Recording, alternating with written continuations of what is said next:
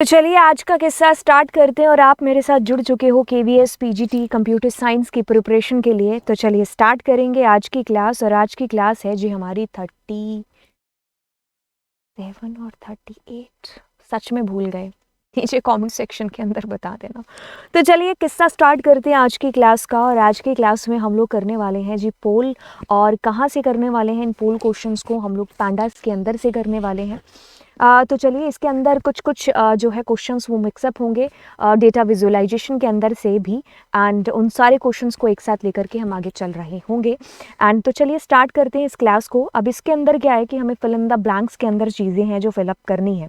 अब बात करते हैं इस पर्टिकुलर क्वेश्चन की। तो इसके अंदर आता है जी आपके पास में क्या इंपोर्ट पैंडास किया हुआ है। देन आपके पास में एक लिस्ट ले रखी है और हमने लिस्ट को यहाँ पर लगा भी दिया है। और उसके बाद में हम यहाँ पर चाह रहे हैं कि यहाँ पर क्या चीज़ है जो आए। अब बेसिकली आप बात कर रहे हो किसकी? सीरीज़ की। ठीक है। अब सीरीज की जब बात आती है तो वन डायमेंशनल एरे की याद आती है।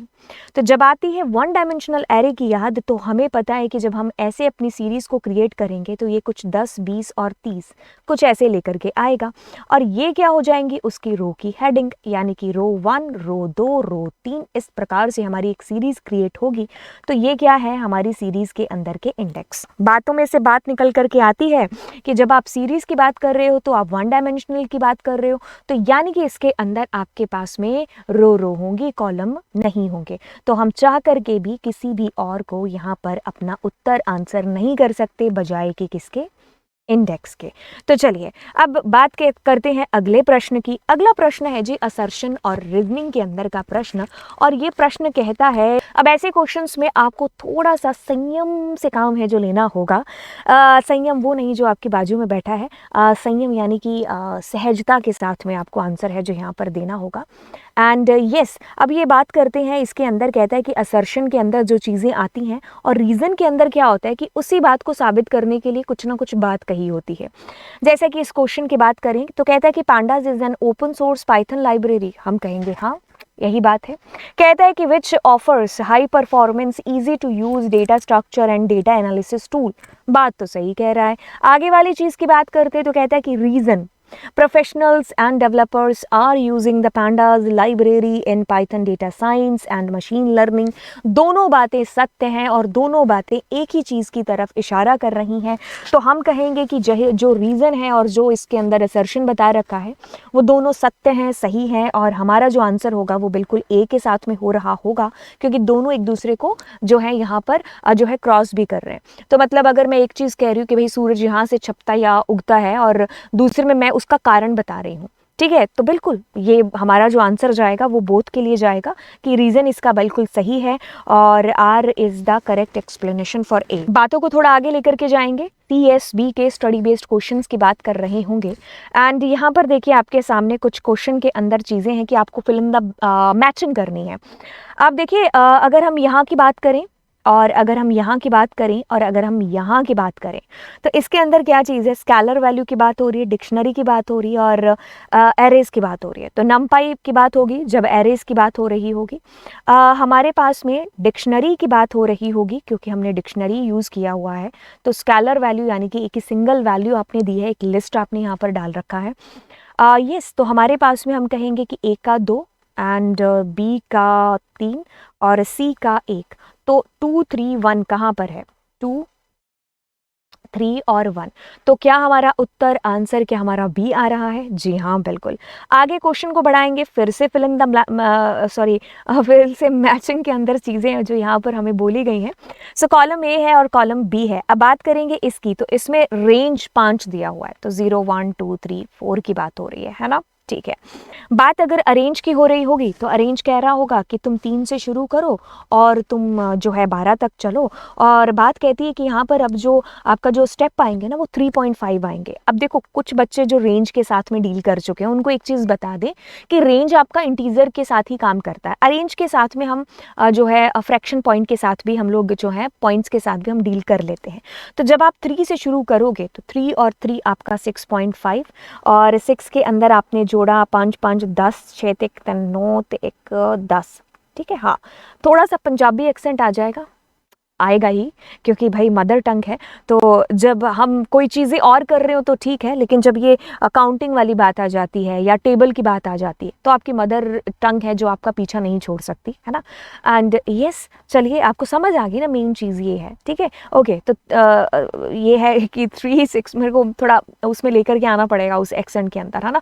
सो 3, 6.5 एंड 10, ठीक है। तो ये आपका कहाँ पर लिखा हुआ है, 3.0 कर रहे होंगे, ठीक है। क्यों कर रहे होंगे, क्योंकि ये पॉइंट के अंदर बात कर रहा है इसलिए, है ना। एंड देखिए अगले क्वेश्चन की तरफ बढ़ रहे होंगे और 10 स्केलर वैल्यू की बात आ रही है। तो इसको अगर नहीं भी करना कैलकुलेट तो भी कोई बात नहीं, बट अगर कैलकुलेट करोगे भी तो देखो 1, 2, 3, 4 और 5 तक आएगा।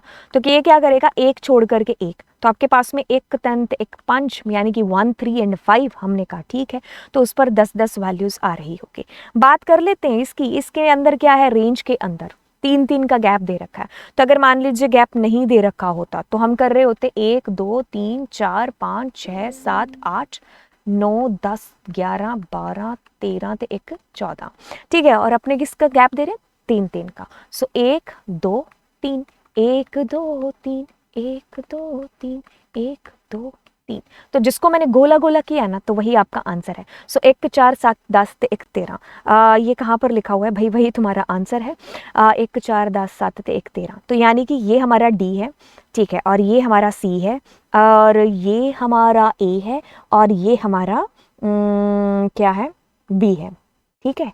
और ये हमारी क्लास है, और नीचे वो लाइक वाला बटन भी है, और इसके साथ में सब्सक्राइब वाला बटन भी है, क्लिक कर दो यार, ठीक है, अगर समझ में आ गया तो। ओके, तो अब हम अगर बात करेंगे तो DCAB कहाँ पर लिखा हुआ है। अगर हम इसकी तरफ ना चलें तो हम जो है ऐसा कर लेते हैं, अच्छा उल्टा हमें बताना पड़ेगा। तो इसका आंसर ए वाले का क्या है, ए वाले का आंसर है 3, ठीक है।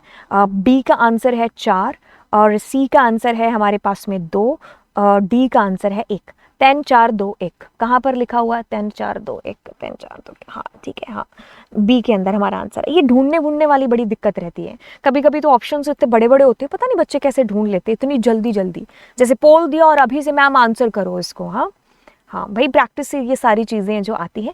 खैर आगे थोड़ी सी बात कर रहे होंगे, तो कहता है कि which function is use to find values from a data frame, D using the index number. तो देखिए जब आपको वैल्यूज फाइंड करनी है इंडेक्स नंबर का यूज करते हुए, तो मेरे दिमाग में कुछ नहीं आएगा, मेरे दिमाग में आईलॉग का यूज आएगा, ठीक है। तो इंडेक्सेस के साथ डील करेंगे, और अगर यहीं पर नंबर की बजाय लेबलिंग कर रखा होता तो लॉग की बात कर रहे होते। So which attribute of a data frame, attribute की बात हो रही है, तो ये सारे एट्रीब्यूट्स के ही एग्जांपल्स हैं। याद रखिए एट्रीब्यूट्स में कभी हम पैराथिंसिस का यूज नहीं करते हैं। Data frame is use to convert row into column, column into row. तो हम टी फॉर ट्रांसफॉर्म इसी का हम लोग यूज कर रहे होंगे। तो टी हमारा यहाँ आंसर है, because Python is a case sensitive, तो छोटे टी के बारे में सोचना भी नहीं है। डेटा फ्रेम हैज 2 एक्सेस, जी हाँ बिल्कुल, डेटा फ्रेम के अंदर 2 डायमेंशनल यानी कि रो होती हैं, कॉलम होता है। तो बात करेंगे तो कहेंगे कि हाँ जी बिल्कुल ये बात सर्वमान्य सत्य के है, सत्य के अंदर आती है। कहता है कि डेटा फ्रेम जो है in given code data frame D1 है, ठीक है। D1 डेटा फ्रेम है, इसके अंदर कितनी रो और कितने कॉलम है। अच्छा जी, आपने सीरीज लगाई एक, दूसरी सीरीज लगाई एक, ठीक है। तो पहली सीरीज है A B C और D, 1 2 3 4, ये तुम्हारी सीरीज है जिसका नाम है जी S1, हमने कहा ठीक है। ये तुम्हारी सीरीज है जिसका नाम S2 है, बट उसमें डेटा है A B C और DT। तो कहता है 11 बाई 33 ते 1 44, ठीक है। तो ये डेटा सॉरी ये सीरीज है आपके पास में, और ये आपके पास में सीरीज है। अब आप क्या करो, इन दोनों सीरीज को ना एक लिस्ट में पुट कर रहे हो। अब इस बात को कान खोल करके आपको ये चीज सुननी है कि जब भी लिस्ट में डेटा जाएगा ना, जब भी लिस्ट में डेटा जाएगा तो वो हमेशा हॉरिजॉन्टली जाता है, वर्टिकली डिक्शनरी के अंदर हो रहा होता है।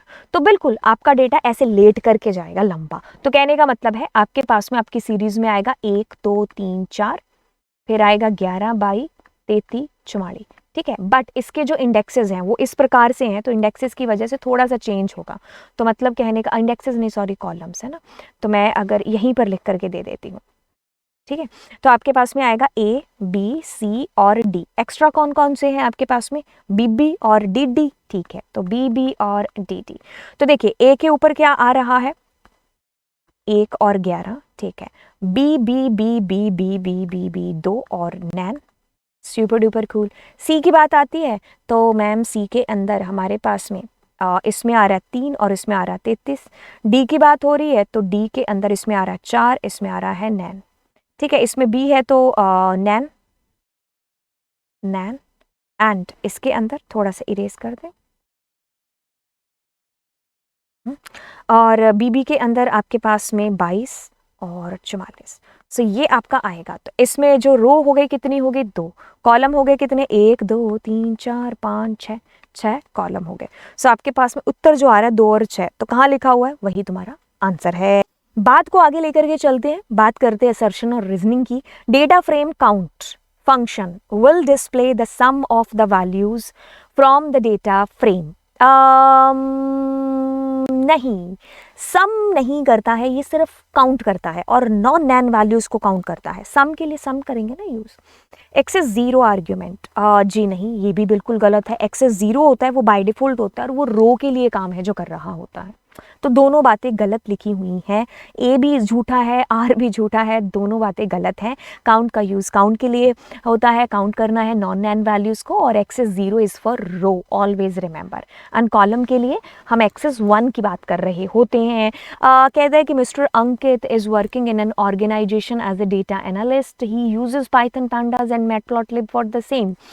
ही गॉट अ डेटा सेट। एक बूढ़े हो जाएंगे इस पूरी चीज़ को पढ़ते पढ़ते। ठीक है, आप पढ़ते रहना, क्योंकि इसके अंदर जो चीज़ें पूछे वो आसान पूछे। क्या पूछे यार, फिल इन द ब्लैंक्स में पूछा। अगर चैट प्रोग्राम भी कर रखे तो आपको पता है यहाँ पर हम पीडी लगा रहे होते हैं, और ये सर्वमान्य सत्य नहीं है, यहाँ पर कुछ भी हो सकता है। मैंने पीडी यहाँ पर देख करके लगाया है, तो आपका answer will be PD, right. तो ये कोई किताब में नहीं लिखा है कि हाँ हमेशा पीडी ही आएगा, it's just a name. Okay, so moving next चीज़ की तरफ। अरे भाई, डेटा फ्रेम के साथ डील कर रहे हो ना, तो डेटा फ्रेम के अलावा क्या ही आ सकता है। डेटा का डी, फ्रेम का एफ कैपिटल होना चाहिए। ओके, नेक्स्ट क्वेश्चन की तरफ मूव ऑन करते हैं। तो कहता है तुमसे कि यहाँ पर ये जो 5 और 3 आ रहा है, ये क्या आ रहा है, मतलब ये कैसे आएगा। तो आपके पास में सिर्फ और सिर्फ SHAPE, एक यही, ऊपर वाला इरेज कर दें, तो एक यही आपके पास में एक एट्रीब्यूट है जिससे आपको हमेशा जो आंसर आएगा वो एक ट्यूपल के अंदर आएगा। इसमें ये क्या है, ये रो है, और ये क्या है, ये कॉलम है। तो बात जब इसकी आती है तो बात ये कहता है कि 1 2 3 4 5, तो 5 कितनी है, रो। 1 2 3, 3 कितने हैं, कॉलम। ठीक है, सो शेप का यूज़ हम कर रहे होते हैं। इसका आंसर मैंने खैर लिखा नहीं है, बट आगे चलते हैं। तो कहता है कि जब आपको वैसे आंसर दिख गया ना इसका, कोई बात नहीं, इसका आंसर दिख भी गया ना, क्योंकि इसका आंसर अगर ये क्वेश्चन पेपर में आता है कि आपको जो है आंसर कब है, जो डेटा फ्रेम के अंदर कौन सा ऐसा एट्रीब्यूट है जिसको यूज़ करने से हमेशा आंसर 2 आएगा और हमेशा 1 आएगा सीरीज़ के अंदर। तो सीरीज़ हमारी क्या होती है, 1 डायमेंशनल होती है, और हमारा जो डेटा फ्रेम होता है वो क्या होता है, 2 डायमेंशनल होता है। इसमें जब भी हम एंडिम का यूज़ करेंगे तो ये हमें 2 आंसर करेगा। सीरीज़ के साथ में डिम का आंसर करेंगे, और सॉरी एंडिम बोला, और देखो वो ऐसे नहीं तो ना कि नज़रें कहाँ निशाना कहाँ, तो नज़रें तो यहाँ पर थी पता नहीं किस वजह से, और बोला कुछ यहाँ पर है ना, तो ठीक है, नज़रें खैर यहाँ पर थी और निशाना यहाँ पर था। अरे भाई जो भी समझ लो, तो ending will be the answer here. Okay, so cool. अगले प्रश्न की बात करते हैं। तो कहता है कि हमें क्या करना है, wants to change the index. ठीक है, इंडेक्स को चेंज करने के लिए बात कर रहे होंगे। यहाँ पर ना 2 तरीके हैं आपके पास में, एक तो ये जो ऑप्शन में दे रखा है, और दूसरा है रीनेम का यूज कर लो। देखो, अगर तुम्हें सारे एक साथ चेंज करने हैं ना, तो जो है रीनेम यूज में मत करो। अगर आपको एक साथ सारे चेंज करने हैं तो इसमें से ऑप्शन है जो बेटर है, लेकिन अगर आपको कुछ कुछ बीच में करना है तो रीनेम कर लो। ठीक है, अगर कॉलम करना होता तो यहाँ कॉलम का यूज हो रहा होता। ठीक है, रीनेम के अंदर एक्सेस आपका 1 हो जाएगा कॉलम के लिए, और एक्सेस 0 हो जाएगा रो के लिए। ठीक है, बात करेंगे इसी पर्टिकुलर क्वेश्चन के अंदर, तो हम इसका यूज है जो बेसिकली करेंगे, क्योंकि ये एक कोई फंक्शन नहीं है, एक एट्रीब्यूट है, और उसके अंदर हम उन्हीं नए जो हमारे इंडेक्सेस हैं उनका नाम लिख रहे होंगे। तो डेटा फ्रेम डॉट इंडेक्स। ठीक है, ऐड करना कॉलम, तो मैंने 5 तरीके से आपको कॉलम को जोड़ना बताया है। चलिए खैर इसमें बात करेंगे। तो देखिए, जो सबसे इजी तरीका है वो है आपका, जी हाँ बिल्कुल, ये वाला तरीका। तो ये तरीका आम तरीकों में से एक है। ठीक है, तो इसको हम लोग जो है यूज में लेकर के आ रहे होंगे। अब ये कहता है कि delete the name and marks column. तो देखिए, अगर आपको कॉलम डिलीट करना है तो आपके पास में 3 रास्ते हैं। डेल कीवर्ड यूज कर लीजिए, पॉप का फंक्शन का यूज कर लीजिए, और ड्रॉप का तो खैर हम कर ही रहे होते हैं। तो ड्रॉप के अंदर एक्सेस 1 आता है कॉलम के लिए, और एक्सेस 0 जो बाय डिफॉल्ट होता है, लिखो या ना लिखो, दैट इज फॉर रो। इसने हमें कॉलम डिलीट करने के लिए बोला है, नेम वाला और मार्क्स वाला। खैर एक्सेस 1 एक में ही लिखा हुआ है, तो याद रखिए जब आपको मल्टीपल कॉलम्स को डिलीट करना है ना, तो आप इस प्रकार से लिखेंगे, यानी कि उनको एक ब्रैकेट के अंदर बंद करके लिखेंगे। ठीक है, ओके, तो हमारे ये प्रश्न है जो खत्म हो गए हैं। ठीक है, तो अगली क्लास में हम आपको नए क्वेश्चन सेट के साथ में मिल रहे होंगे। एंड यस, आप मुझे नीचे कमेंट सेक्शन के अंदर बताओ कि ये जो सेटअप है ये आपको कैसा लग रहा है। ठीक है, तो चलिए फिर मिलते हैं आपसे अगली क्लास में। थैंक यू सो मच अपना इतना प्यार देने के लिए, और बिल्कुल ज़्यादा प्यार की ज़रूरत है, और उसके लिए आप क्या करेंगे, इस चैनल को जो है शेयर करेंगे अपने दोस्तों के साथ में। और हम लोग जो है जल्द ही इस चैनल के ऊपर जो है नोट्स आपको जो है प्रोवाइड कराएंगे, और वो नोट्स आएंगे कि जितनी आपकी डिमांड होगी। और वो डिमांड कैसे आएगी, जब आप ज़्यादा दोस्तों के साथ शेयर करोगे, ज़्यादा लोग हैं जो हमें मैसेज करेंगे, एंड ऑफकोर्स हम फिर देखेंगे कि जितनी डिमांड है उस हिसाब से हम फिर नोट्स अपलोड करेंगे। एंड यस, दोस्तों के साथ में शेयर करिए, और फिर मिलते हैं आपको अगली क्लास में। Bye bye.